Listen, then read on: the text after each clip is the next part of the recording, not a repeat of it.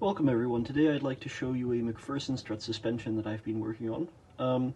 Firstly, to show you how this is assembled, I've tried to use as few specialized pieces as possible. So for example, the top of our strut here is just an axle with a spring wrapped around it, no ball joints. At the bottom we do have a wishbone with a ball joint, and we have tie rods with ball joints, but those are the only specialized suspension pieces. What I've done here is scale up compared to my previous MacPherson struts in an attempt to get realistic geometry.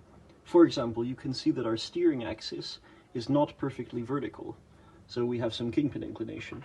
What you'll see if I rotate it to the top is that our outer ball joint for our tie rod is further out than the steering axis, meaning, if we look at it from above, that we have Ackermann geometry.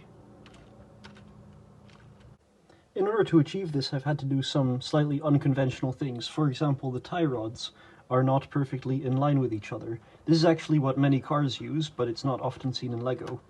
Additionally, this assembly where the strut attaches to is angled, which can only be achieved by constraining this white L-shaped lift arm in place. In the end, I managed to get minimal bump steer just through trial and error. You can see that the tie rod is not parallel with the lower wishbone, but that they do work within the same arc, and their instant center would be somewhere around here. Another result of that geometry is that we have realistic camber gain, so you'll see that the camber on the wheels increases as we go through our stroke.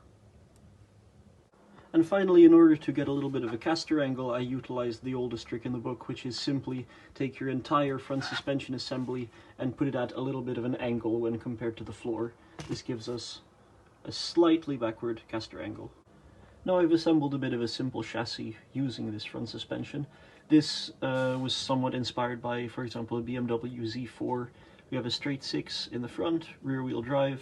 At the moment this is double wishbone suspension. It does have camber gain because the top wishbone is slightly shorter than the bottom one. However, the rear suspension is fairly primitive compared to the front. I might continue with this project, including multi-link suspension at the rear, which is what the actual BMW Z4 has. Let me know if you think I should try that.